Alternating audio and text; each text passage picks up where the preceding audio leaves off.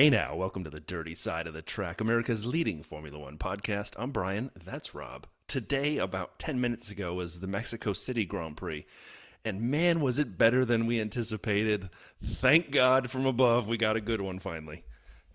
I've just pulled myself up off the floor, Brian, after falling off my chair repeatedly for waiting for the lull. I was waiting, I was primed, ready to write lull in the notes. I'm so happy that I didn't even get close to writing it for 71 laps, but we'll get there.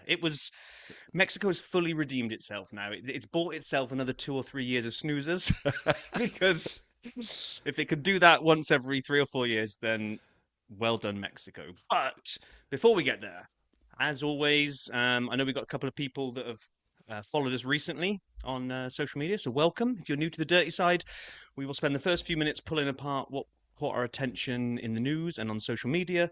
We have one video in the video vault. Yes. And then we will get into the meat and potatoes of this week's race.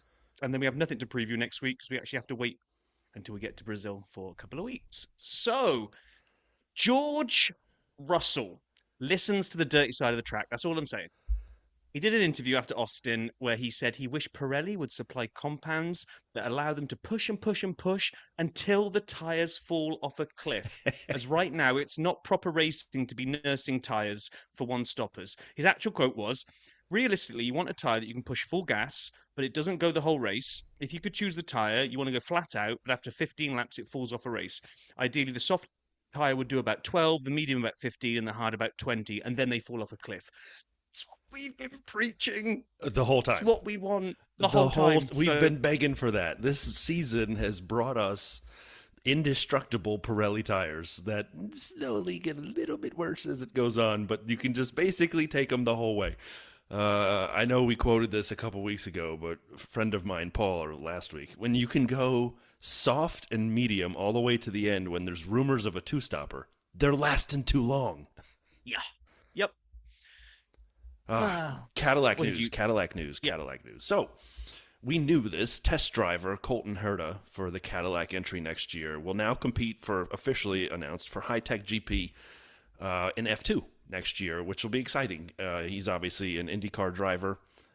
He was second in 24, and so looking forward to seeing Colton get some experience in F2, and obviously some time in the simulator and time in the F1 car as they build it.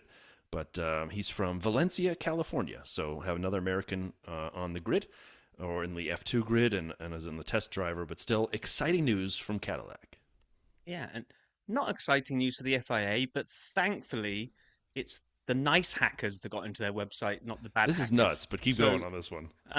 Hackers compromised the FIA's driver categorization website by registering ordinary user accounts and then taking advantage of a vulnerability where they just basically went, and yeah, make me an admin. Oh, great, automatically approved. Now I'm a super user. What did they do? I can Type do in anything. admin as username and password test? Because that thing exists in every system in the world. So they basically gave themselves super user privileges in the system. They could get in and access the personal information of any driver they wanted. They said, yeah, we seem to have full admin access to the FIA website. Once we got into Max Verstappen's account, we could see his passport, his resume, his license, his password hash, and his PII, personal identifiable information. They basically called it off and sort of phoned the FIA. But, hello, FIA. Yeah, think your website's a little bit rubbish. So thankfully it was good hackers, not bad hackers. So it's all been resolved now by the FAA, but I mean, I'd like to also share a top tip with all Dirty Siders, if I may. If you're ever at an automated car wash in America, probably, I'm going to guess 50% of the time, when you pull in to pay at it's automated, not a hand one, but we go through a machine, there's a keypad there. And if you type in 911, more often than not, you get a free car wash because they give free car washes to the police. It has worked for me in the past. Don't do it on the phone because you're dialing the police. Do it on the keypad at the car wash, and you may get a free wash. And you're welcome. A little COTA cleanup on a few items that made the news, and there's 3 things here. And the first 2 bother me, just because I'm old and you're on my lawn. Richard Mille, watches worth hundreds of thousands of dollars stolen during F1 weekend. And the article goes in to talk about a scheme where people saw people wearing Richard Mille watches. By the way, it's not Dick Mile, in case you were curious. I once thought it was Dick Mile. It's not. It's a Richard Mille. And so what happened was they saw people wearing these watches and they knocked them down. These like people who were in the race went to help them up and rip the watch off their arm. And someone else was like at the muscle holding them down at this point and took the watch. And it's a horrible thing to have happen inside security, especially at F1. And the comment is hundreds of thousands of dollars of watches. I was going to joke, so 3 watches? And then when you read the article, the sad part is it's 2. I'm sorry, I'm not laughing at the violence. It's just the fact that hundreds of thousands of dollars of watches and it's 2. I mean, you could take all of my watches and it would be hundreds of dollars. Anyway, the second part, I'm hoping I'm misunderstanding this, and I may be. So if you saw this and you got it better than I do, tell me I'm wrong. But COTA announced after the weekend a new Turn 1 club, which appears to be at the top of the hill where the big American flag is, and they're going to build a big old building there, which is going to be an eyesore because I love that view of going up into the sky and the big flag. Yeah. That is Turn 1 at COTA. It is not a building for pompous. Well, maybe they're not all pompous, and if you're a part of the club and you're not pompous, call me. I want to join you because I can't afford it. It's a members club. And what it'll be is a massive facility with 2 pools on the sky deck, a fitness center, race and golf simulators, executive conference rooms, yada, yada, yada. Probably cost, I don't know, like 10 or 11 Richard Mille watches. And then what will happen is, and this is the part that I hope I'm misunderstanding, these members will receive a minimum of 250 days a year of fully dedicated track time at COTA, because beginning in 27, the track will be limited to members, select races, and special events. Now they do high-performance driver's ed, like things you could bring your car and pay a nominal amount of money and race around. Those will be incredibly limited to the members, the rich people, driving their cars around. And the rest of us who would love to go pay a couple $100 or $400 or whatever it is for a track day can't. And so... Yeah. I hope I have that wrong. Please let me have that wrong. I doubt you have, to be honest. Ka-ching. Exactly. And then finally, friend of the show and friend of ours, Andy Tales, with a great SAP stat. Leaving COTA, the list of McLaren drivers who have stood on 15 podiums in a single season, Lando Norris, that's the list. That's pretty cool. And now I know there are more races than there used to be, and I was going to say, it was really, really hard for anybody to ever do that when there were less than 15 races in the season, but it's still a really cool stat. It's a cool stat. Thanks, Andy. Thanks, Andy. And with that, we are done with the news and have a video vault, and I'm going to open the vault because Rob is curating this week, so thank you, Rob.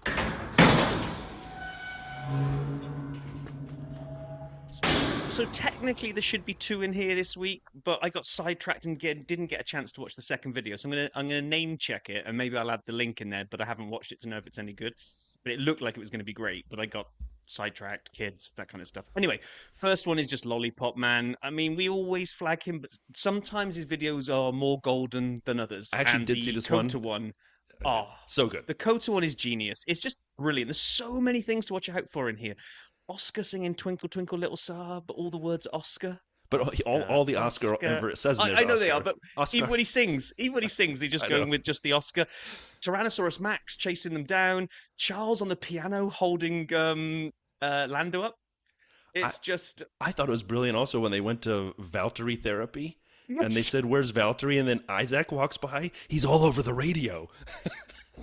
It's just, there are just so many, you have to watch it couple of times because there's so many little things. Nothing is done accidentally in Lollipop Man. No, it's just all brilliant. So go watch it. Second one that I'm going to go and watch that I did flag was the Team Talk Williams, and it's Carlos and Alex doing what looks like a Halloween scare type thing.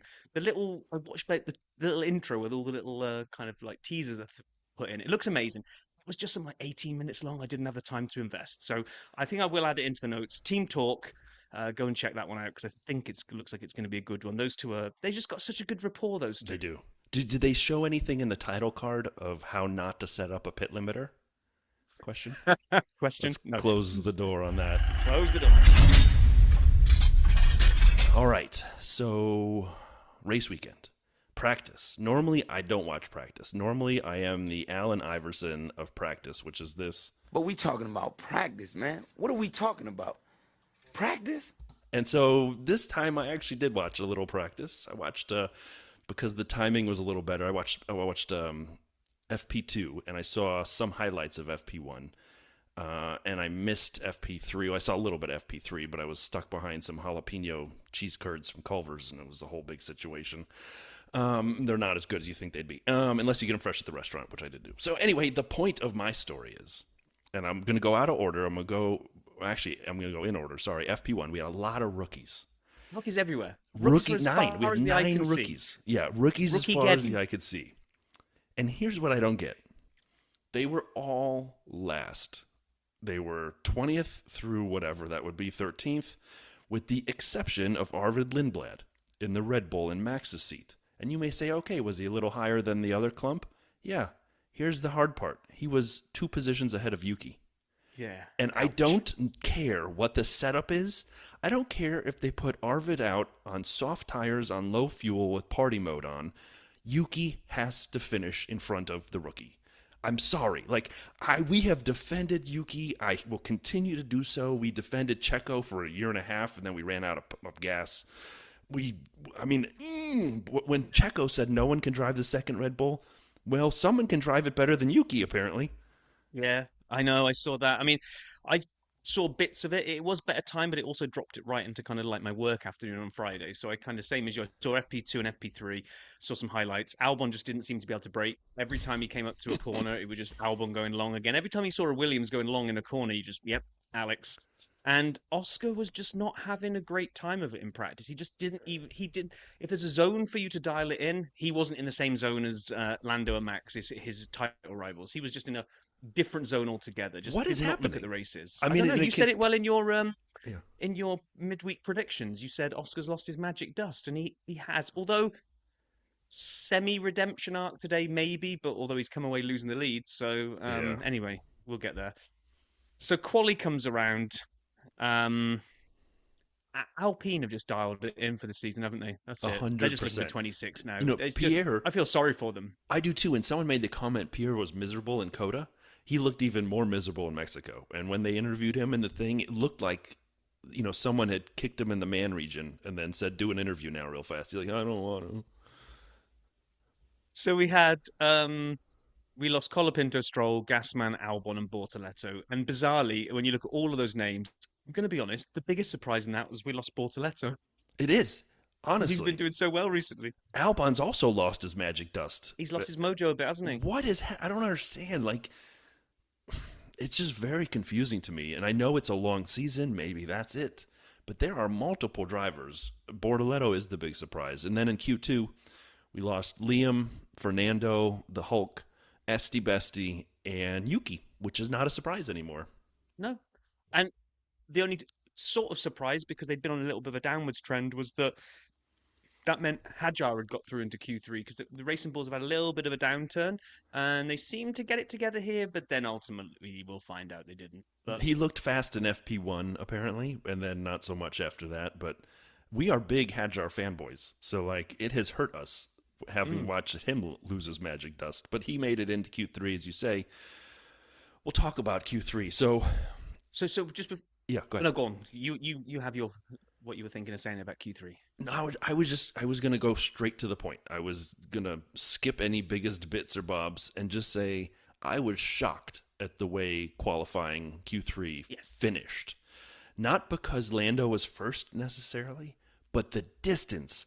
All weekend. Okay, that's where I was going. Yeah, all weekend Crofty kept saying, we may beat the Hungarian, 10 within 5 tenths, in the top 10 within 5 tenths. Nowhere near.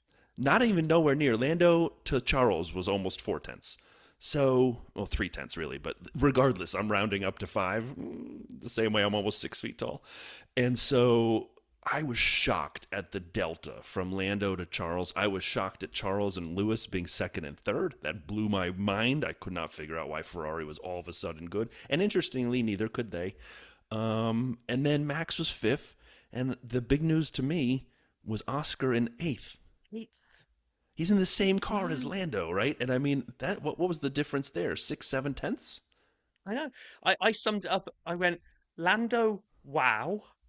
Oscar, ow. Max, was he set up for race pace rather than just the Saturday pace, maybe? And Ferrari was my they couldn't, could they? Question. Um, I do love, if you remember in Japan, Yuki was relatively new to the car, if not brand new, to the Red Bull. And Max went with a lower downforce setup.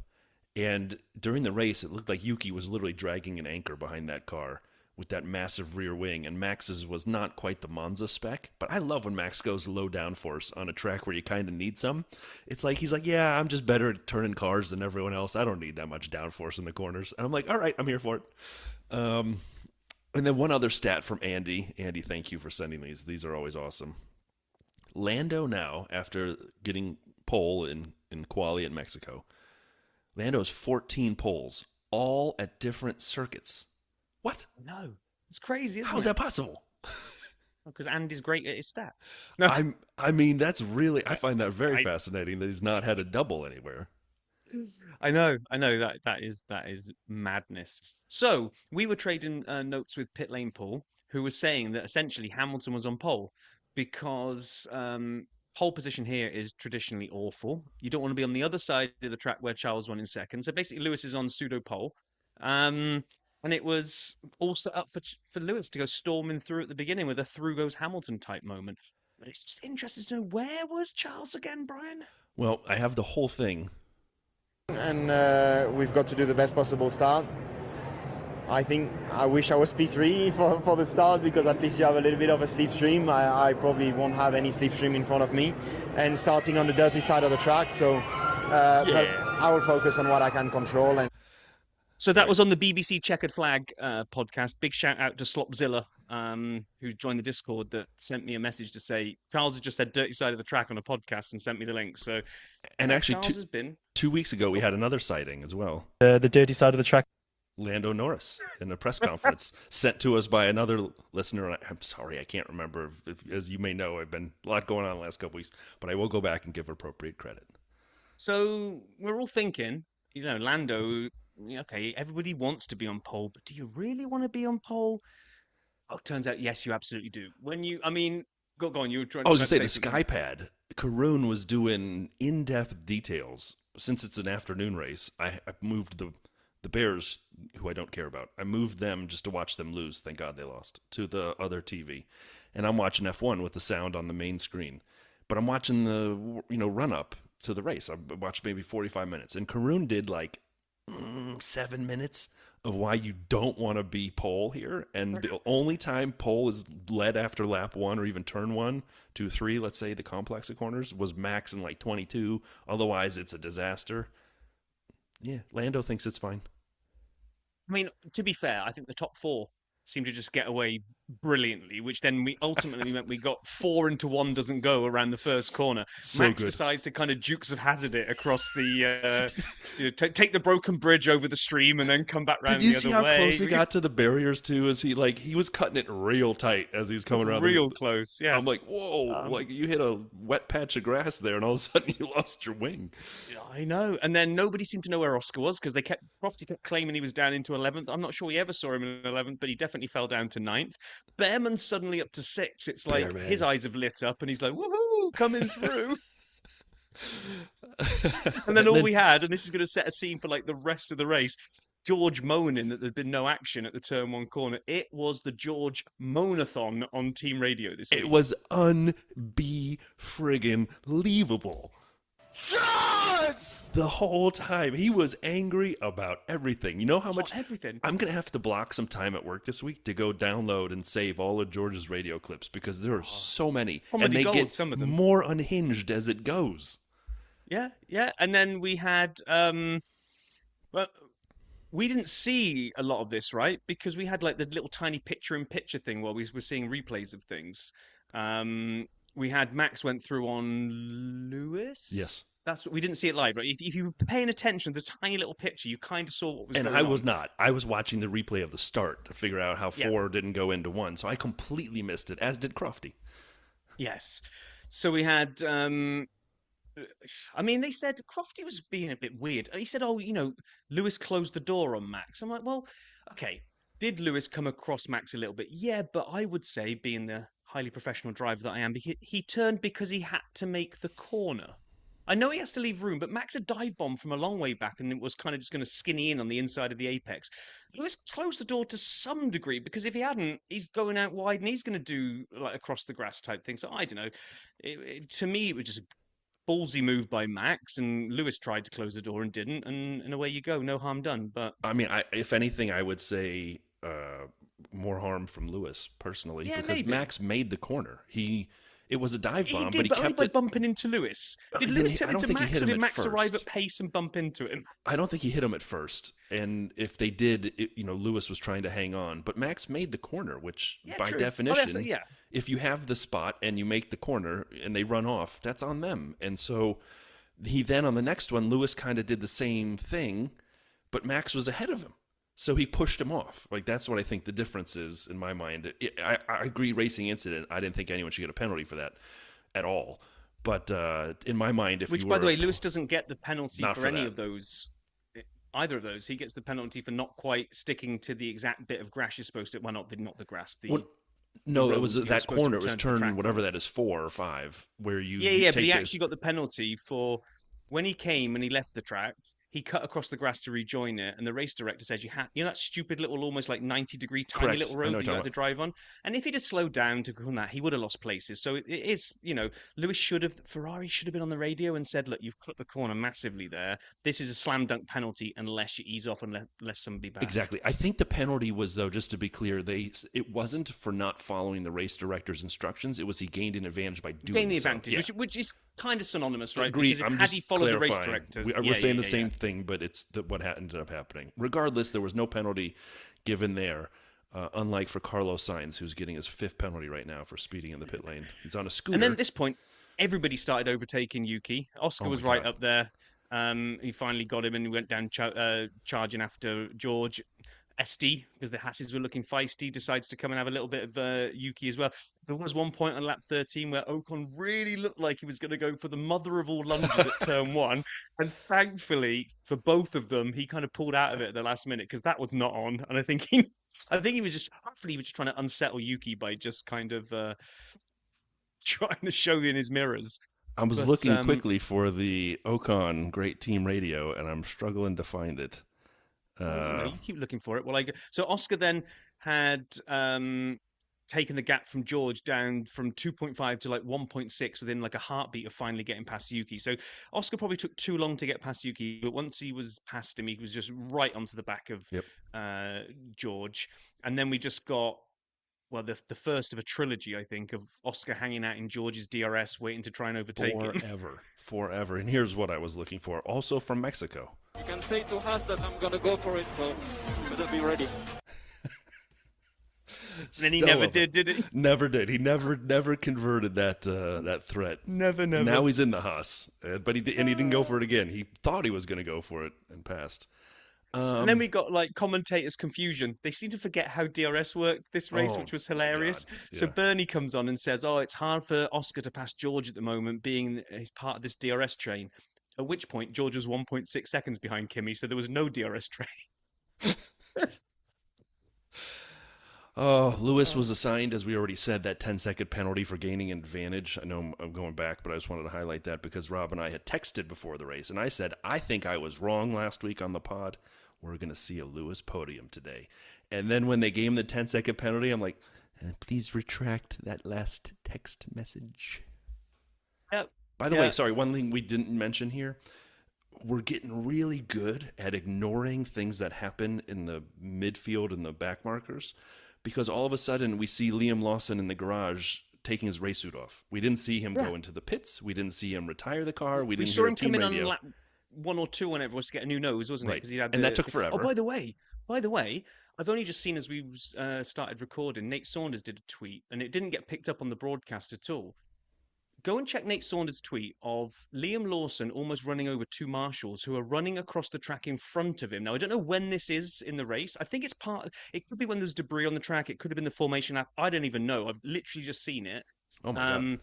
2 of them come within about, 10 meters of getting wiped out by Liam.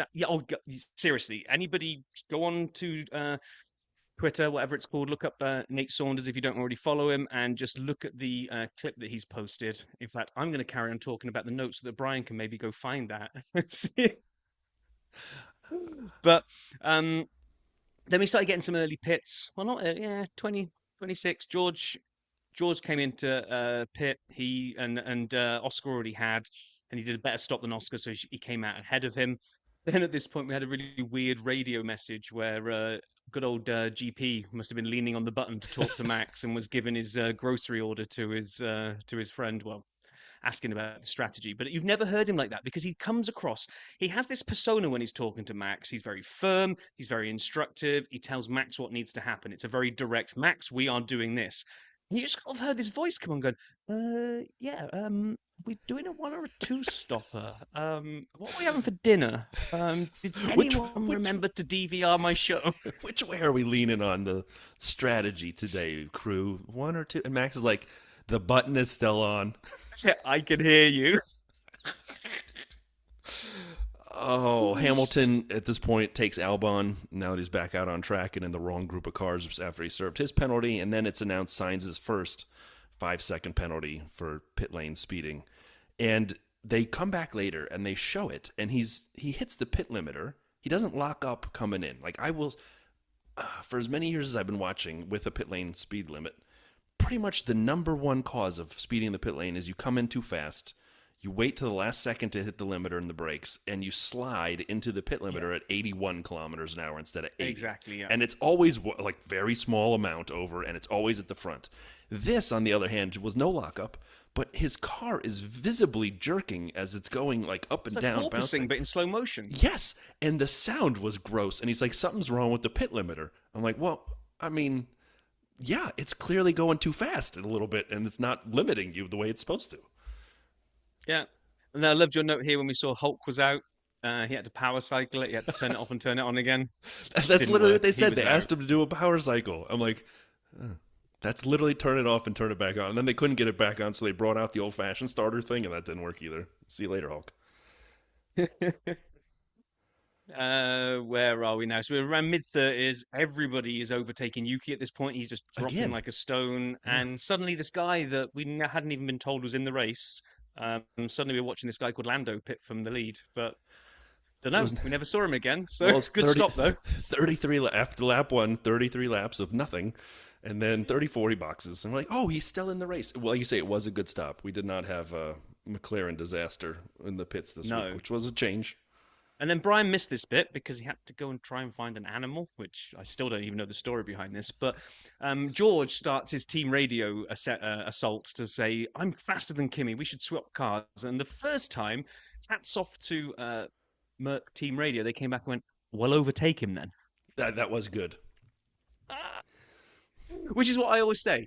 If you're faster than the car in front, overtake them. You're allowed to race, is effectively what I said, then overtake them. You're allowed to race. I can't remember the other Merc engineer. It's Bono and Andrew Chauvelin? I can't remember, whatever. I'm getting it wrong.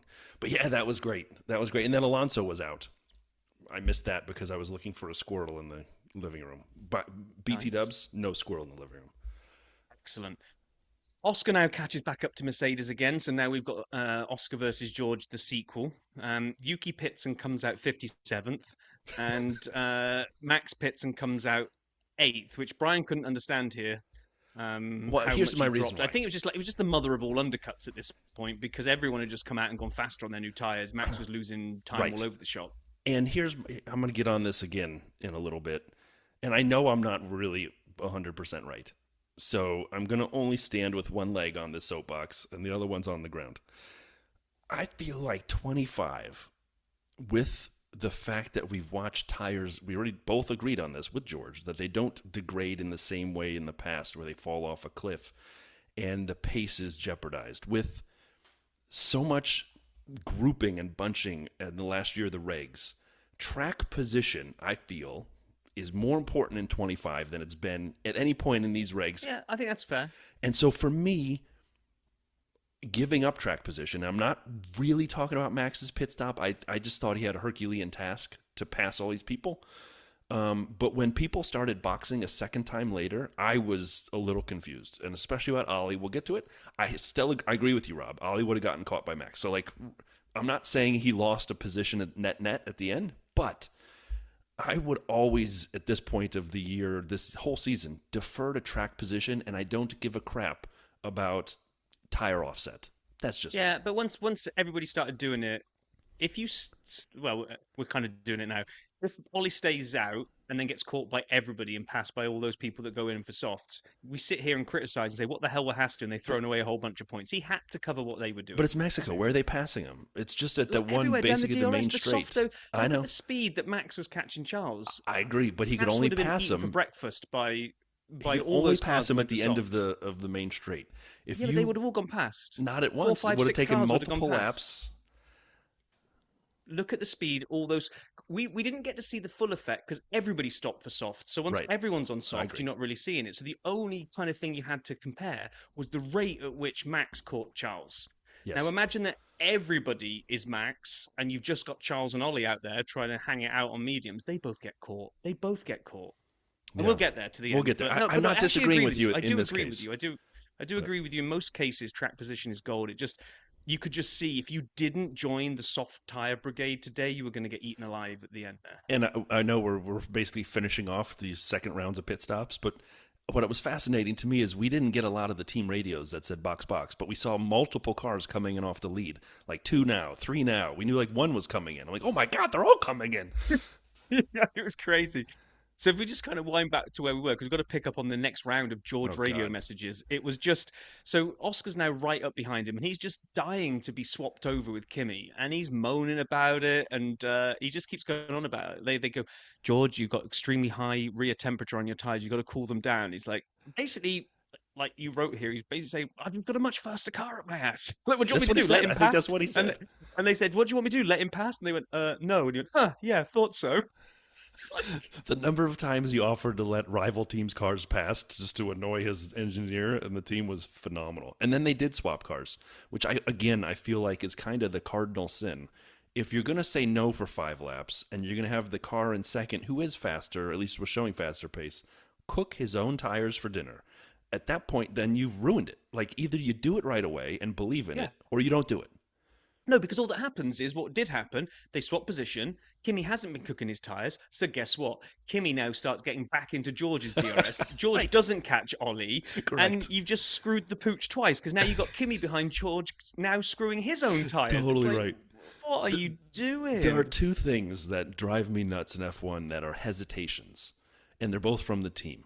Number 1 is this: waiting too long to swap cars. If you wait 5 laps, you've ruined the point of the swap. Don't do it at that point. The second one is when people pit later, when they decide to extend the stint. And McLaren has been king of this the last 2 years.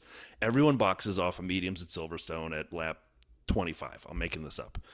But McLaren stays out for 4 more laps to 29. They didn't really extend the stint that much. There's not tire offset. All you did was risk an undercut. Like either stay out, or box when you're supposed to box. But don't do this straddle situation where, I'm going to have like an extra half a lap on my tires, which will mean nothing at the end. Yeah, exactly. So we kind of already did this, but I guess we're getting back to it now. Like everybody piled in and just copied each other to go on the softs. So what we basically had now was Lando ordering DoorDash way out front. Apparently, because we never really saw him. Charles now was on a mission to try to hang those mediums out and see if he could just avoid being gobbled up by all the soft runners. Ollie was in no way, shape or form really at risk at this point. And in anything, as we were kind of tracking it, he came out 16 and a half behind Max and he got that all the way down to like 13 point something. So he was a fair play to Ollie. He was not falling behind. He was starting to get Oscar was kind of moving around a little bit, but not really getting close to his DRS. I think Oscar was probably just letting his tyres come in and getting the battery ready for an end of race assault. And while all this was going on, we heard the commentators talk about it, and then finally we saw it in a replay. Bortoletto on Isaac. That overtake was fantastic. It was just from around the outside of turn 1, wasn't it? He faked the inside, went around the outside, had the better grip, trusted the car. Oh, fantastic. Absolutely fantastic. Can we just really fast? So we did talk about everyone who boxed and the surprises. We talked about those, but it was lap 57 when we learned more about the broken pit limiter for Carlos. And then he got another penalty because he was in the pit lane. He was speeding again on the same broken pit limiter. And the penalty for a second speeding in the pit lane in a race is a drive-through penalty, which is a very serious. You have to drive through the pits. However, you're now using the same broken pit limiter. I mean, he was on the verge of a DQ here, like a black flag. Do you think he used in all seriousness, this is an actual question. Do you think he used the pit limiter on the drive-through, or do you think he just brought it down manually to like 75 kilometers an hour and was like, let me I think take he care drove of it? like 20 miles an hour through the pit lane just to be sure. He probably put his middle finger up as he went by the Williams garage, like, pit limiter still broken. So at this point, we've got like two battles developing, really. We have got Max on a mission. He's down to, where are we? We're kind of like around the 65-ish. Yep. We've got like 7 or 8 laps to go. 6 laps even. And we got 2.8 Max to Charles. We've now got Oscar getting real close to sticking his trumpet into Ollie's DRS. So we got like 2 battles developing here, which are just absolutely fantastic. 68, we finally get Oscar into DRS.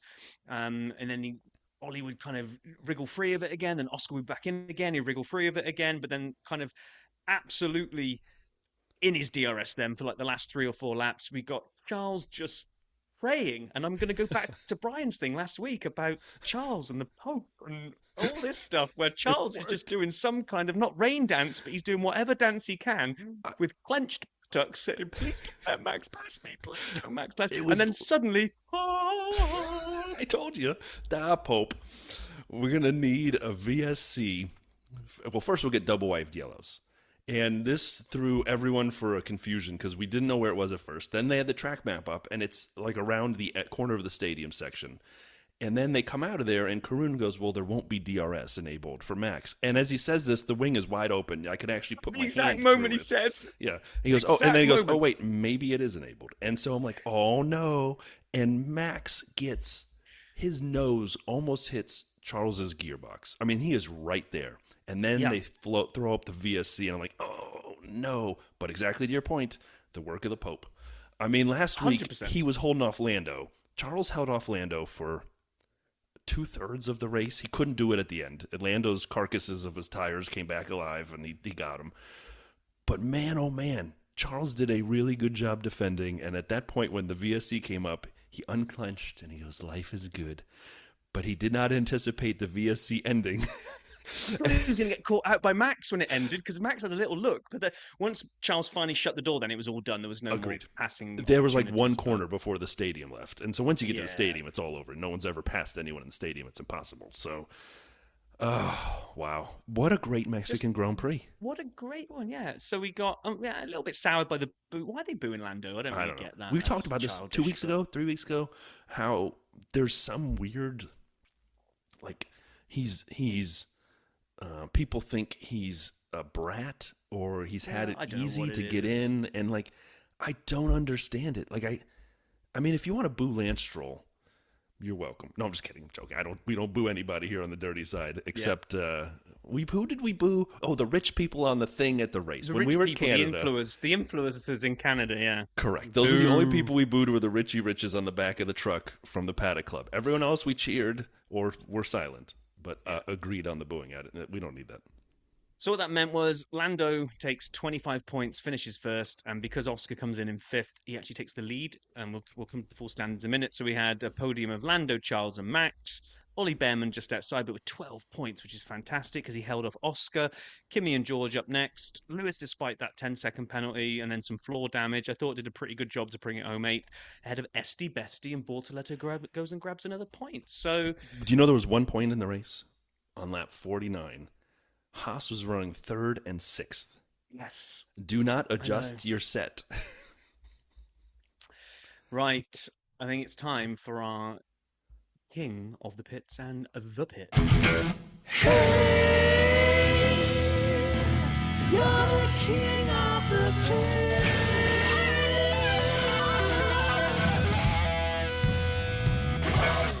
All right. If you don't mind, I'll go quickly. Okay. You could give it as honorable mention if you wanted to Ollie, but in reality, we both know it's Lando. Like, he was the king of the weekend. I think Karun even said that. He was driver of the weekend and driver of the day.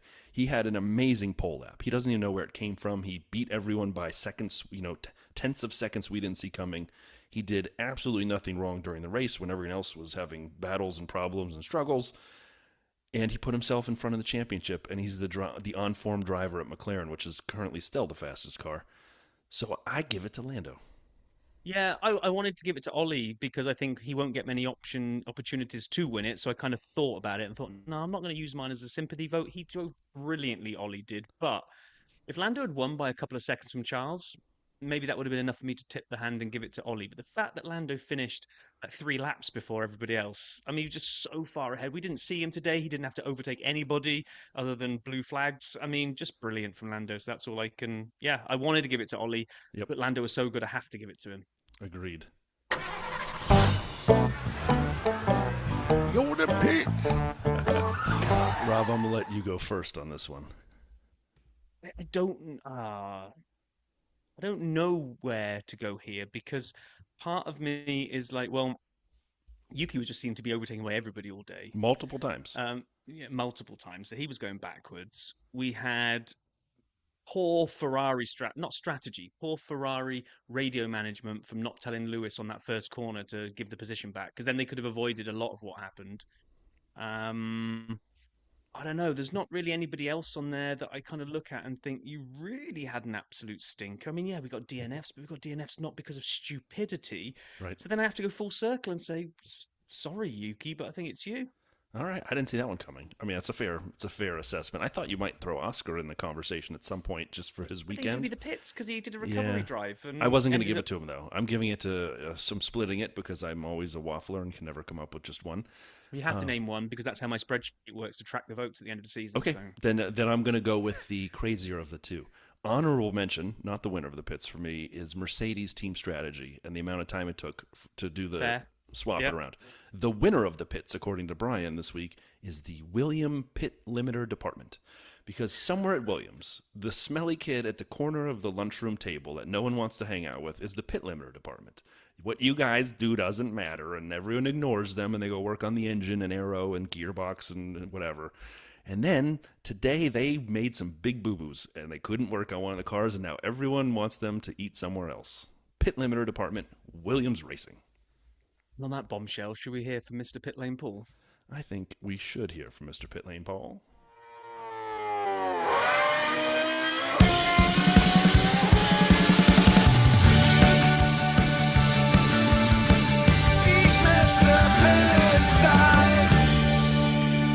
Before you press play, Brian, I do need to say, because a couple of people have mentioned this, we do have quite a few new listeners. So again, thank you, everybody. And people say, you might want to tell everybody who Pitlane Paul is because it's not obvious. So if you have been listening the last few weeks, you have no idea who this person is that keeps talking about like time travel and not working out when we're going to hear his messages. Pitlane Paul is a veteran. He won't like me using that word. A veteran of the F1 circuit. He's been working in Formula One since the late 90s, and he does us the massive favour of phoning in post-race reviews as he goes around all of the races. And he works for Valtteri, so he'll be back on the grid proper next year with Valtteri, and he's done us another solid and sent us in a review from Mexico. He has, and here it is. Oya Ojera, or something like that in Mexican, is hey no. I won't lie to you, there's like literally 70 laps, there's a yellow flag, I actually don't know why. I'm still in Mexico, obviously. I'm not quite in Mexico City. Max is up the chuff. Oh, virtual safety car, no! How can that happen with 1 lap to go? We all felt the same. Oh my God, you've got like Piastri right on the back of Behrman. You've got Max right on the back of Charles Leclerc, and your virtual safety car with a lap to go. What's possibly on the track that's that dangerous? That's an absolute tragic end to this race. What actually was a fantastic race, if you don't mind me saying so. One thing I'm going to say is never watch Formula One on a domestic Mexican TV channel because the constant advert breaks and so on and so forth is nothing short of embarrassing. It's horrendous. Most of the overtakes I actually didn't see because we're in the middle of some stupid break. And as much as I quite enjoy the company of Checo Perez, especially next year, I don't care if he drinks Nescafe. I just don't care. Anyway, let's recap the weekend. Friday, And then qualifying on Saturday. And again, there wasn't nothing really outstanding. I mean, Kimi was pretty lucky, I guess, in Qualy 1. And then we're going to go on to the race now because, you know, that's just the sort of guy I am. I'm really sad, actually, because I thought there's going to be a really belting end to this race, and it's just being ruined. Oh, no, VSC ending. We're going to hear it live, straight from Pitlane Paul, who's nowhere near the pit lane. But his name is Paul. Not that matters. Max, he can't surely do this. He's got a few corners to go. He's actually had a good start. Charles is screwed up a little bit there. Oscar's in a position like I'm watching it all over again. Oh my good lord, this is breathtaking. Lando's about to win. I'm going to touch on all of this in a bit. I just want to give you a quick rundown, which is pointless because you've already. I'm not going for the whole. You already know what's happened because you've already reviewed it, and then by the time I come on, everyone's normally turned off anyway. So they can't be asked to listen to this bumbling fool going on about. Anyway, it looks like it's the way it's going to finish. Max can't get in through the staging section now. There's no way. Now VSC ruined it. What was it for? I'm actually a little bit naffed at that because. All right, let's go through it. The start, breathtaking. I actually said to you two guys, Lewis is in a fantastic position with his start. Because I always say. Actually, P3 is pretty much like pole position. If I'm being honest, I actually genuinely believe that Charles actually screwed up Ferrari getting a better result with this. I don't think he did anything wrong. I just think if he had given Lewis a bit more space, and Lewis actually, and what I said would have been true, Lewis would have taken the lead at the end of the first lap.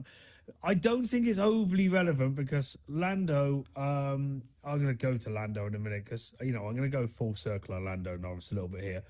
I mean, yes, I'm going to run back to qualifying. Piastri was a bit of a shock. But again, I'm going to come on to these two in a minute. So I just want to move on a little bit. Start was excellent. I am a little bit on Team Lewis here.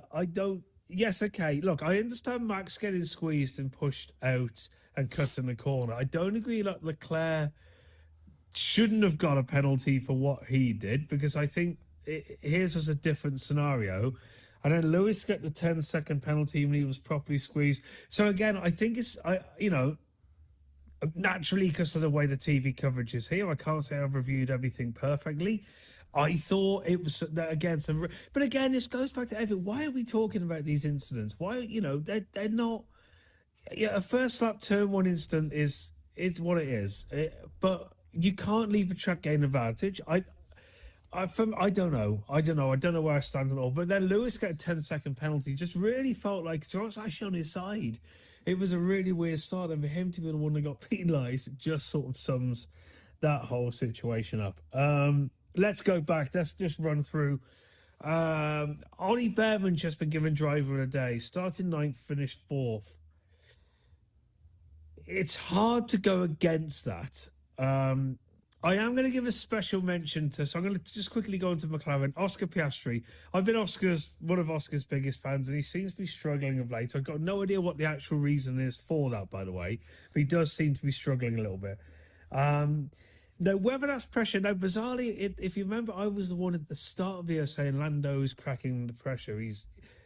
I have just witnessed probably, I think, one of Lando's best races. And he didn't really have to do anything as such, but just as a weekend for domination in doing the job and not cracking under pressure, I believe he takes a 1-point lead of the championship now. And it's hard to say that he doesn't deserve that. He was, to this weekend, excellent. So I will take back a lot of my opinions on Lando.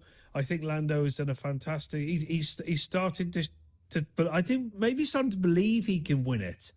Whereas I think maybe Oscar's gone the other way, whereas Oscar might be starting to believe he can't win it. I don't know. So it's a weird one with those two. Who knows, ultimately? Who knows what the actual situation is with them guys? That said, Oscar, I thought, did really well in the race. The VSC ruined it at the end. I believe he would have probably got Behrman. But that's just the way the cookie crumbles. An excellent race. Let's be honest. Let's just be completely fair. An excellent race. I genuinely thought that, from being quite an attacking person for the last few, I thought that was excellent. I think the coverage in Mexico, I've got a lot of problems in Mexico, I won't lie to you. I don't necessarily mind tacos, but every single day, every week, they get a little bit tedious. At the end of the day, they're just a load of crap chucked into a little bit of what is meant to be bread, folded in half. You try to bite it, it all falls out. Nothing is proper over here. I think I've just got anti-Mexican all of a sudden. I don't know why. Appreciate this as an American podcast, and these comments are probably close to the bone. I love Mexican people. I love Mexico. Your TV coverage of Grand Prix racing is atrocious. It is the worst. Tell us how you feel, Advert Paul. after advert, break after break. You missed all of the decent stuff because you were cutting to advert breaks. And I do like tacos. I just can't eat them. Small mouth, big teeth. I prefer a nice bowl of clam chowder. But that moment's gone. And we got to come back here Tuesday. We have a little bit of a test on Tuesday at the thing. Some Pirelli tyre testing, which should be fun. Good to see Valtteri back in the car. I just can't have any more tacos. I prefer burrito, which is basically exactly the same as a taco, but just in slightly a larger bit of circular bread that you can actually fold up and everything doesn't fall out on leaving by. Oh, wow. Oh, Wow. man, first of all, Paul, thank you. We always appreciate it. Go soft shell. Real tacos are soft shell tacos. They're still too small. I don't know what he means about stuff falling out. But it doesn't I like fall out bigger the same. burrito Hard shell wrappers. is one bite, it cracks, No, and yeah, it all hard falls shell's out. like impossible. That's a joke. They did that Hard as a shell joke against tacos, American people, I think. American tacos, exactly. You need. Anyway, I'm a much bigger fan of soft shell tacos. Casino game results. Speaking of soft shell tacos, let's talk about casino game results. Great segue there, Brian. So Made we, sense to me. in the roulette wheel, we drew 9th position we had to predict. I predicted Alonso. You predicted Sainz. Wait, by the way, it was Ocon. Can I just say this real fast? I figured out why they needed the VSC. It was Sainz's car. Do you know what happened? The pit lane limiter button fell off, and it was huge, and it was in the middle of the track, and it's all carbon fiber, and they had to go get it off the track. So Blackjack, who can get to 21 points between the two drivers they picked? I had Oscar and Albon, so I got a paltry 10 points from Oscar, which feels like a risk. Ryan, however, went for the Ferrari boys, Charles and Lewis. He scored 22. He goes bust. What? No. Check it out. I'm working on it over here. Go on, go check the results. 22. Are you sure you're not rounding somewhere? 18 points for Charles. Agreed. 4 points for Lewis. That's 21. Not on my 18, calculator, it's 19, 20, 21. See? That's how it works. It's okay. You'd make it up in 3-card poker where we have to try and get cars in the same order. Any order, as long as they're next to each other, that's great. If it's the right order, it's even better hand. You had the bottom end of the grid. You went for the Gasman, Bortoletto, Colapinto. None of those 3 cars were next to each other. So you got nothing. So as long as I get 2 cars out of my 3 cars that finish next to each other, I win the hand. I had Charles, I had Lando, I had Max. Max and Lando and Charles. None of those were next to each other, were they? Because I went Max, Lando, Charles. Yeah. So Lando and Charles, sorry. I got Lando and Charles. So I win that hand. And Max was right behind him. Like, you may not have had the perfect order, but you named the 3. You went trifecta box. So for those horse racers out there. Then in the midweek podium predictions, I said on my podium predictions that I was going to go Max, Lando, Oscar, and I think you went Max, Oscar, Lando, or whichever way around. We both went through a flavour of that. Doesn't really matter. We both scored 2 points because we both got Max and Lando on the podium, but neither of us got them in the right place. I said a Ferrari was going to mess it up, and I should have listened to my gut. I should have put Charles on the podium. However, because I beat you in the 3-card poker and we tied on the midweek predictions, it means going in with 4 races left. For the midweek podium predictions, I'm 57-53 up on you, but I clawed some back in the casino games. You're 19-17 up on me, and so I'm 2 points ahead of you now. I flipped it round over the last couple of races. 4 races to go, and there's nothing between us, so it's all up for grabs, Brian. I, like Max Verstappen, am a charging TSAP right behind you. Well, talking of that, the charging Max Verstappen got a little bit of a pushback. We thought maybe, could he win the championship? He still can, But today, actually, I think has taken a little bit of a dent in that charge. Agreed. So we've got Lando now top on 357, from Oscar on 356, and Max back on 321. So he's what? 36 behind Lando with only 4 races left. I mean, we're getting two sprints into... plus 2 sprints. Yeah, but there's not sprint schmint. So I don't really think they make that much of a I don't know. difference. Max gets on great at Vegas. He gets on great in Brazil. Yeah, but it's only a 2-point delta. Assuming we don't get DNFs, if Lando comes in second. I'm not talking Max, just about the rest sprints. of I'm the talking season, about he's 25 to 18, first to second. Still not enough 7, left in it, are there? 4 races. 8. Yeah, it's going to be really hard. I agree. It's going to be really I think hard. the drive. Max, I think, is now needing a Ferrari or a Mercedes to show up one week and put some cars between him and the Papaya Boys. I do think the drive for 5 was what I'm calling Max's campaign here to make this up at the last minute and get his 5th championship. I do think it dimmed a little bit after this race. And because it was a long shot and he needed a lot of winners along the way. He did, but it's still definitely not over knowing Max. But it just maybe kind of just derailed it ever so slightly. If you're Vegas and you have $1 and you have to bet it on one driver, who are you putting it on after the Mexico City Grand Prix? I always call it the Mexican Grand Prix, and then throughout the coverage I realize it's the Mexico City Grand Prix. So my apologies for fucking messing that up. I call it the Mexican Grand Prix. We put the Mexican flag on the poster, so I don't care. Lando is where my money's going. Mine too. We said it last week, and I said it, and you agreed, and then you said it even better. He is the informed driver at McLaren, and he's been driving better the last 5 or so races. And Oscar has really not looked like Oscar since Azerbaijan. It looks like the moment he realized he could win it, he thought, "Oh my god, I could win it." I can't believe that's true, though. I can't believe. I know. I can't believe it's true because he seems such a unflappable character. He has no kind of he doesn't seem to have the peaks and troughs in his emotion from what we see of him anyway. But something's happened and Lando's got the bit between his teeth. That means McLaren, we know they're the constructors' titles, they're way ahead. Ferrari a second on 356 to Mercedes 355 to Red Bull's 346. So the battle for second is still well up for grabs. Williams have cozied. They're going to finish 5th, I think. Racing Bulls 6th. Aston Martin 7th, but Haas now 7 points behind Aston Martin. And then we've got Sauber on 60 points, and Alpine just have gone home. I think it's safe to say Alpine's got 10th locked up. Yep. So I mean that just puts a bow around what was an absolutely awesome Mexican Grand Prix. We were due one, to be fair, Mexico. 100%. You've made us. This is the first one in 4 years of doing this podcast where we've had nice things to say about your race. So thank you so much. I can't believe how good that was. That was awesome. Yeah, loved it. We Fantasy is calculating, as we said. We're doing this real fast after the race, so we will update the Mexico City Grand Prix standings next week. But just really fast on the fantasy update, Michael, condolences on the loss of your beloved cat. I saw your note, and I feel for you, man, as does Rob. And we wish you all the best. We're thinking of you.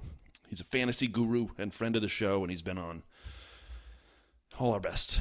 What else is there this week, my friend? I think that's it. We've got no race to look forward to next week. We have to make up something to talk about, and then we will be able to preview Brazil, one of my favorite races of the year. So, and I've said this before. I liked Interlagos, but you really kind of opened my eyes to what an amazing race and track and experience it is to watch. One day, maybe we'll go down and check it out. We can stay with Rubens. We get sponsored. Come on, people. Rubens. And by the way, just before Brian closes out, I will just say we were trading notes with Terry. Coffee Corner Motorsports on Threads about how I thought he was doing absolutely brilliant, and he is. He's got a great new website. Go check it out. He was kind of saying he was a little bit down this week because a lot of his traffic is down, and he's kind of just watching clickbait articles get shared way more than the top quality stuff that he does. We both kind of agree in that it's word of mouth that helps build these things. So if you're not already following Coffee Corner Motorsport, you're not already following his website and all his articles, just go help him out. Go and then tell your friends about it and share it. And same way as if you enjoy the dirty side. Don't worry about shares on social media. That does nothing. Go and tell your mates. Go and tell people, hey, I listened to this F1 podcast. They're not the worst thing I've ever heard. So you should try it out as well. The American guy is great. Exactly. And that American guy can take us home now and play the music. That sounds great. We look forward to talking to you in 1 week's time. We hope you enjoyed the Mexico City Grand Prix as much as we did, a little bit surprisingly. But it was awesome. You're awesome. Have a wonderful week. We'll talk in 1 week's time.